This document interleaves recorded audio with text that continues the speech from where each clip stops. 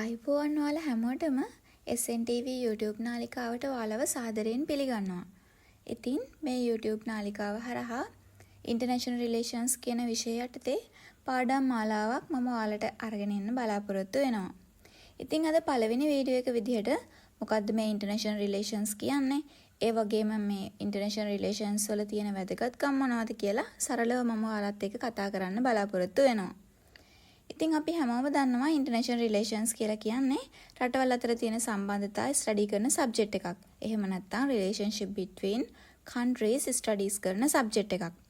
ඉතින් අපි මේක ටිකක් ඇකඩමික් විදිහට කතා කරොත් ජාත්‍යන්තර සම්බන්ධතා කියලා කියන්නේ රටවල් එකිනෙකා අතර ඇතිවන දේශපාලන, ආර්ථික, ආරක්ෂක හා රාජතාන්ත්‍රික සම්බන්ධතා පිළිබඳව අධ්‍යයනය කිරීම. මේක ලෝකයේ සාමය පවත්වා ගැනීමට වගේම ගැටලු කළමනාකරණය කර ගැනීමටත් රටවල් කොහොමද ක්‍රියා කරන්නේ කියලා විමසා බලන විෂයක් විදිහට අපිට හඳුන්වා ගන්න පුළුවන්. ඉතින් මේ ඉන්ටර්නැෂනල් රිලේෂන්ස් කියන විෂය බහුවිෂයාත්මක විෂයක්. සෑම විෂයක් සමගම මේ විෂය බද්ධ වෙලා තමයි තියෙන්නේ. ආර්ථික විද්‍යාව, දේශපාලන, ආගමික, භූගෝලීය, සමාජීය යන මේ සෑම පැතිකඩක්ම ආවරණය වෙන විදිහට තමයි මේ විෂය ඩෙවලොප් වෙලා තියෙන්නේ. ඒ වගේම මේ විෂය ප්‍රැක්ටිකල් විෂයක්. උදාහරණයක් විදිහට ගත්තොත් මේක අපි සෑම කෙනෙක්ටම ඩේ ටු ඩේ ලයිෆ් එකට ඩිරෙක්ට්ම බලපාන. ඉතින් අපි හැමෝම දන්නවනේ මේ මෑත කාලීනව ඊශ්‍රායල ඉරාන් රටවල් අතර යුද්ධ ඇති වුණා. ඉතින් මේ හේතුව නිසා ලෝකයේ තෙල් සැපයුම අඩාල වුණා.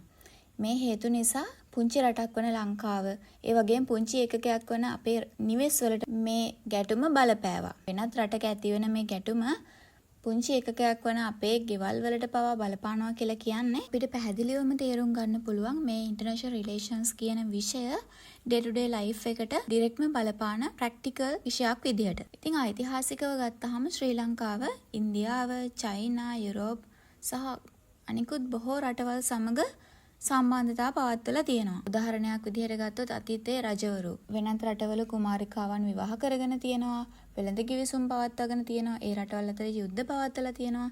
මේ හැම දෙයක්ම ඉන්ටර්නැෂනල් රිලේෂන්ස් ගණයට අපිට ගන්න පුළුවන්. ඒ වගේම අපි දන්නවා අතීතයේදී පෘතුගීසි, ඉංග්‍රීසි, ලන්දේසි වගේ යටත් විජිත රාජධානීන් ශ්‍රී ලංකාවේ යටත් කරගෙන හිටියා. මේ කාලයේදී පවා ලංකාව ඒ රටවල් එක්ක සම්බන්ධතා ඇති වෙලා තියෙනවා. ඉතින් මේ හැම දෙයක්ම ඉන්ටර්නැෂනල් රිලේෂන්ස් විදිහට අපිට හඳුනා ගන්න පුළුවන්. නමුත් මේක විෂයක් විදිහට අපි කතා කරන්න ආරම්භ කරේ මෑත කාලීනව. ඉතින් අපි හැමෝම දන්නවා වර්තමානයේ වන විට අපි ජීවත් වෙන්නේ ග්ලෝබලයිසේෂන් වර්ල්ඩ් එක කියලා. ඉතින් ලෝකයේ ඕනෑම තැනක ඉඳලා ලෝකයේ සිදුවෙන ඕනම දෙයක් දැනගන්න අපි ඕනම කෙනෙක්ට අවස්ථාව තියෙනවා. ඉතින් උදාහරණයක් විදිහට ඉන්ටර්නෙට් බැංකින් ලෝකයේ ඕනම තැනක ඉඳලා අපිට හසුරවන්න පුළුවන්. ඒ වගේම AI තාක්ෂණය ආවෙත් තියෙනවා. මේ හරහා ඉන්ටර්නැෂනල් රිලේෂන්ස් කියන විෂය තවත් ඩෙවලොප් වෙලා තම සංකීර්ණ තලයකට ගොඩනැගිලා තියෙනවා. ඉතින් මේ ඉන්ටර්නැෂනල් රිලේෂන්ස් කියන විෂයදී අපි බලනවා කන්ට්‍රීස් අතර ඩිප්ලොමසි කොහොමද සිද්ධ වෙන්නේ, කොන්ෆ්ලික්ට් ඇන්ඩ් වෝ, ට්‍රේඩ් රිලේෂන්ස්, සිකියුරිටි ඉෂුස්, ඒ වගේම ඉන්ටර්නැෂනල් කෝපරේෂන් වගේ දේවල් මේ විෂය හරහා අපි ඉදිරියේදී කතා කරන්න බලාපොරොත්තු වෙනවා. ඉතින් ශ්‍රී ලංකාව කොහොමද මේ ඉන්ටර්නැෂනල් රිලේෂන්ස් සම්බන්ධතා ගොඩනගාගෙන තියෙන්නේ කියලා මම පුංචි උදාහරණ හරහා ඔයාලත් එක්ක කතා කරොත් අපි ඉන්දියාවත් එක්ක ට්‍රේඩ් රිලේෂන්ෂිප්ස් පවත්වනවා. ඒ වගේම චයිනා එක්ක ඉන්වෙස්ට්මන්ට් ප්‍රොජෙක්ට් යනවා. ඒ වගේම IMF එකෙන් ලෝන් ගන්නවා. UN decisions follow කරනවා. මේ හැම දෙයක්ම ඉන්ටර්නැෂනල් රිලේෂන්ස් වල පාර්ට්ස් විදිහට අපිට ගන්න පුළුවන්. මේ ඉන්ටර්නැෂනල් රිලේෂන්ස් කියන විෂය අධ්‍යයනය කරනකොට අපිට ඩොමෙස්ටික් පොලිටික්ස් සහ ඉන්ටර්නැෂනල් රිලේෂන්ස් කියන දෙකේ වෙනස අධ්‍යයනය කිරීම ඉතාමත් වැදගත් වෙනවා. ඉතින් මේ ඩොමෙස්ටික් පොලිටික්ස් කියලා අපි කියන්නේ යම්කිසි රටක ජනතාව එකතු වෙලා ඡන්දයක් කරහා නිලධාරීන්ව පත් කරලා ඒගොල්ලන්ව රජයට සම්බන්ධ කරනවා. ඉතින් මේ රජය නීති සම්පාදනය කරලා රටේ ආර්ථිකය මේ හැම දෙයක්ම දියුණු කරන්න කටයුතු කරන්න ඕන. ඉතින් මේ රජය සහ ජනතාව අතර සිදුවන ඉන්ටරැක්ෂන් එක තමයි ඩොමෙස්ටික් පොලිටික්ස් කියලා සරලවම හඳුන්වන්නේ. ඒත් මේ ඉන්ටර්නැෂනල් රිලේෂන්ස් කියලා කියන්නේ රටවල් කිහිපයක් අතර, රටවල් දෙකක් හෝ කිහිපයක් අතර සිදුවන පොලිටික්ස්. කොහොමද මේ දේශපාලනය ගොඩනැගිලා තියෙන්නේ, කොහොමද ඉන්ටරැක්ෂන් එක සිදු වෙන්නේ වගේ දේවල් තමයි ඉන්ටර්නැෂනල් රිලේෂන්ස් වලදී සිද්ධ වෙන්නේ. ඉතින් මේ ඉන්ටර්නැෂනල් රිලේෂන්ස් කියන විෂය යටතේ අපි කතා කරනකොට මේන් ප්ලේයර්ස්ලා කිහිප දෙනෙක් ඉන්නවා. ප්‍රධානම එක තමයි ස්ටේට්ස්. ස්ටේට්ස් කියන්නේ රටවල්. දෙවෙනි එක තමයි ඉන්ටර්නැෂනල් ලෝකලයිසේෂන්ස්. ඒ කියන්නේ UN, WHO, World Bank වගේ දේවල්.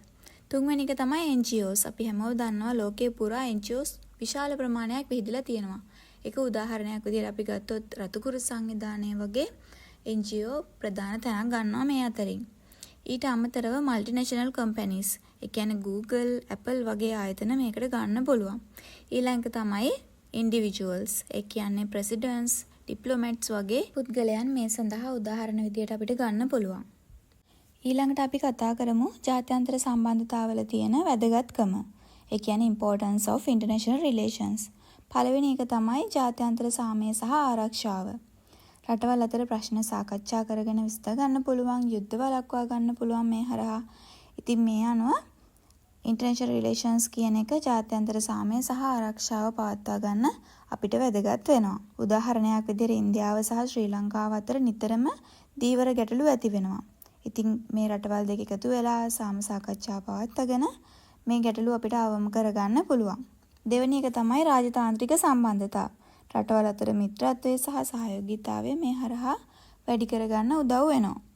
උදාහරණයක් විදිහට ලංකාවේ තානාපති කාර්යාලය මැදිහත් වෙලා අනිත් රටවල් එක්ක කටයුතු කරන්නේ කොහොමද කියලා තීරණය කරන ගන්නවා. ඒගොල්ලෝ ෆොරින් පොලිසි නිර්මාණය කරනවා. ඒ හරහා අනිත් රටවල් එක්ක තියෙන සහයෝගීතාවය වර්ධනය කරගන්න උදව් වෙනවා. ඊළඟ එක තමයි ජාත්‍යන්තර වෙළඳාම සහ ආර්ථික වර්ධනය.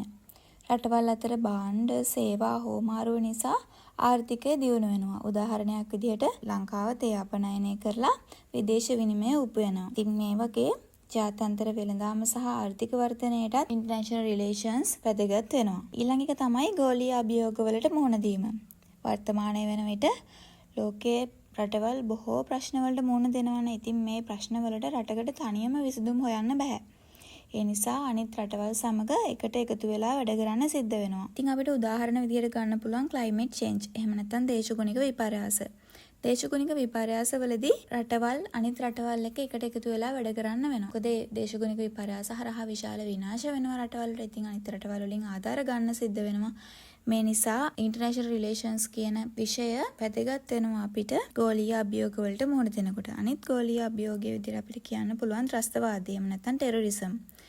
උදාහරණයක් විදිහට ලංකාවේ කාලයක් තිස්සේ LTT ත්‍රස්තවාදය නිසා ගැටලු වලට මුහුණ දුන්නා. ඉතින් මේ අවස්ථාවේදී අනිකුත් රටවල් වලින් තොරතුරු හොමාරු කරගෙන ඒ රටවල් වලින් උපකාර අරගෙන තමයි මේ ත්‍රස්තවාදය මැඩපවත්වා ගන්න ශ්‍රී ලංකාවට පුළුවන් වුණේ. ඊළඟ ගෝලීය අභියෝගය තමයි පැන්ඩමික්. නැත්තම් වසංගත. මෑත කාලීනව බලපාවු විශාලතම අභියෝගය තමයි COVID-19 වසංගතය. මේ අතරතුර රටවල් එකිනෙකා අතර උදව් කරගෙන ඖෂධ වර්ග හොයාගෙන එන්නත් වර්ග හොයාගෙන වෛද්‍ය උපකරණ බෙදා හදාගෙන තමයි මේ අභියෝගයට මුළු ලෝකයේම රටවල් මුහුණ දුන්නේ. ඊළඟ තමයි human rights. මේකට උදාහරණයක් විදිහට අපිට ගන්න පුළුවන් ශ්‍රී ලංකාවේ යුද්ධයෙන් පස්සේ අතුරුදහන් වුණ පුද්ගලයන්ගේ අයිතිවාසිකම් පිළිබඳව හොයලා බලලා ඔවුන්ගේ පවුල්වලට යුක්තිය ඉටු කිරීමට කටයුතු කිරීම වගේ උදාහරණ. ඉතින් මේ අනුව අපිට ඉන්ටර්නැෂනල් රිලේෂන්ස් කියන විෂය ඉතාමත් වැදගත් විෂයක් වගේම මේක අපේ ඩේ ටු ඩේ ලයිෆ් එක බලපාන විෂයක් විදිහට අවබෝධ කරගන්න පුළුවන්. ඉතින් මම හිතනවා මේ වීඩියෝ එක හරහා ඉන්ටර්නැෂනල් රිලේෂන්ස් කියන්නේ මොකක්ද? ඒ වගේම මේ විෂයේ තියෙන වැදගත්කම පිළිබඳව ඔයාලට අවබෝධයක් ලැබෙන්න ඇති කියලා. ඉතින් මෙතනින් මම මේ වීඩියෝ එක අවසන් කරනවා. අපේ channel එකත් එක්ක දිගටම රැඳිලා ඉන්න ඉන්ටර්නැෂනල් රිලේෂන්ස් කියන විෂය යටතේ මාතෘකා රසක් මම ඔයාලත් එක්ක කතා කරන්න බලාපොරොත්තු වෙනවා. සුබ දවසක් හැමෝටම.